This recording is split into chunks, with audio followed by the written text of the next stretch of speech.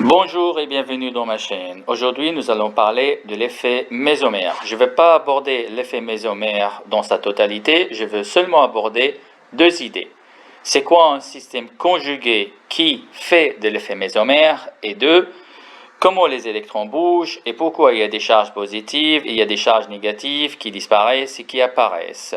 On parle de mésomérie lorsque nous avons une molécule avec un système conjugué.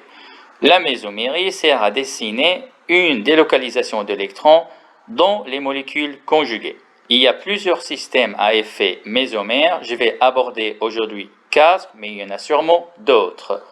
On voit dans la première molécule que nous avons une liaison pi et une charge positive, ça veut dire un orbital vide séparé par une liaison sigma. Dans la deuxième molécule, on voit qu'il y a une liaison pi, donc une double liaison, et un doublet non liant séparé par une liaison sigma. Dans la troisième molécule, on voit qu'il y a deux liaisons pi séparées par une liaison sigma.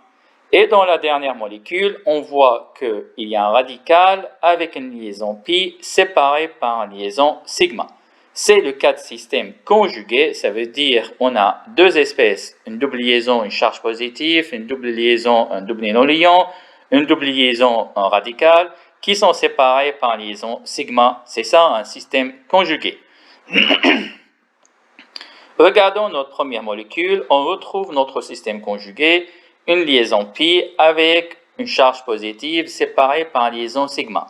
Les électrons bougent toujours de la partie le plus riche en électrons vers la partie la plus pauvre. Donc la double liaison va bouger dans ce sens-là. Je vais remplacer la double liaison pi par les deux électrons qui la forment et on va voir durant le mouvement de ces électrons que cet électron à droite ne va pas changer de position. Il va toujours rester sur le carbone au milieu. Mais cet électron à gauche, il va quitter le carbone qui est à gauche pour se positionner sur le carbone qui est à droite. Regardez le mouvement. Donc on comprend que ce carbone n'a ni perdu ni gagné d'électrons, donc il n'y a pas de charge qui va apparaître. Ce carbone-là a perdu un électron, donc on voit qu'il y a une charge positive qui apparaît. Et ce carbone-là a gagné un électron, donc on voit la disparition de sa charge positive. On va dessiner la double liaison à nouveau et on va se trouver avec un deuxième système conjugué identique à gauche. Nous avons une liaison pi et une charge positive séparée par une liaison sigma. On va avoir exactement le même mouvement. Regardons le mouvement à nouveau. Donc, le carbone au milieu, comme on a déjà vu, n'a ni perdu ni gagné. Le carbone à gauche a perdu un électron, donc une charge positive. Et le carbone à droite a gagné un électron, donc la disparition de la charge positive. Et la double liaison va se reformer. À nouveau, on tombe sur le même système de conjugaison, une double liaison pi ou une liaison pi et une charge positive séparée par une liaison sigma. On va voir maintenant le mouvement identique mais de droite à gauche. Regardons le mouvement, la disparition de la charge, l'apparition de la charge et la formation de la double liaison. À nouveau, on a le système conjugué, on a le même mouvement, disparition, apparition, double liaison. On retrouve notre molécule de départ. Donc là, l'effet mésomérie va me donner différentes formes mésomères, mais on retrouve toujours notre molécule de départ. Dans la molécule en bas, j'ai représenté la même chose, mais d'une manière plus continue.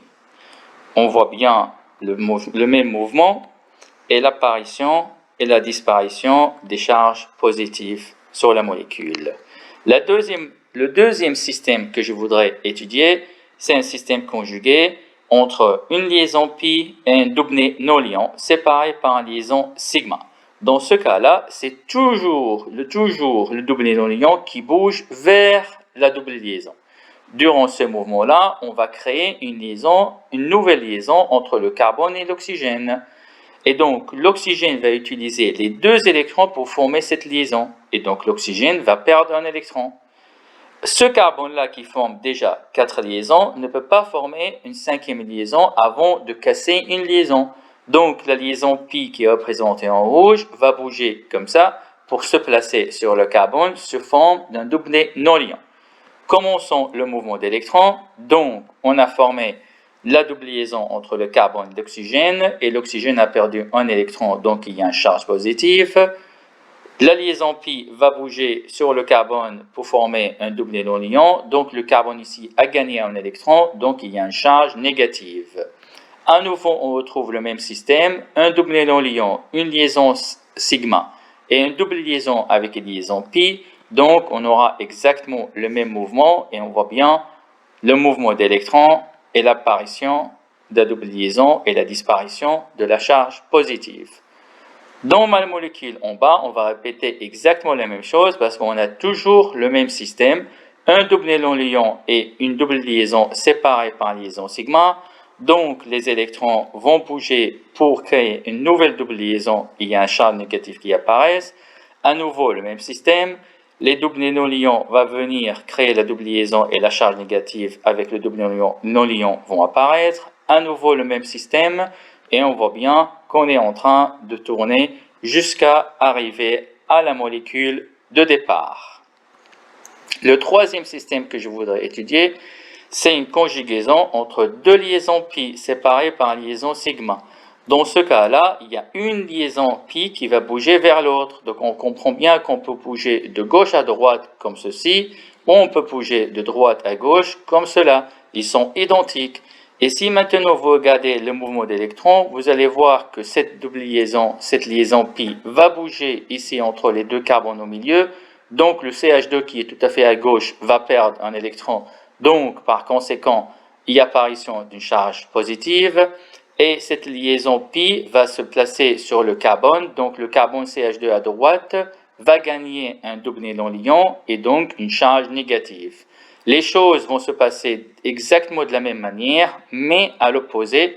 Regardons bien, on voit bien l'apparition et la disparition, l'apparition de la charge positive et l'apparition de la charge négative à droite, et en bas, on voit bien l'apparition de la charge positive à droite et l'apparition de la charge négative à gauche. Donc, ces trois représentations, ces trois formes mésomères appartiennent à la même molécule. Finalement, le troisième système, c'est un système composé d'un radical et d'une liaison pi séparée par une liaison sigma. Cet électron qui se trouve sur le carbone, le CH2, il va seulement se déplacer un peu vers le bas, donc il va rester toujours sur le même carbone. La liaison pi ici va être cassée au milieu, donc l'électron qui se trouve à gauche va seulement se déplacer un tout petit peu, donc sans changer l'atome de carbone, pour permettre à la double liaison de se former. Et l'électron qui se trouve ici à droite de la double liaison ou de la liaison pi va seulement être placé ici pour qu'on le voit comme un radical. On regarde le mouvement d'électrons, on voit bien la formation de la double liaison et le radical. À nouveau, on a le même système ici. Donc, cet électron-là, radicalaire, il va revenir à sa place.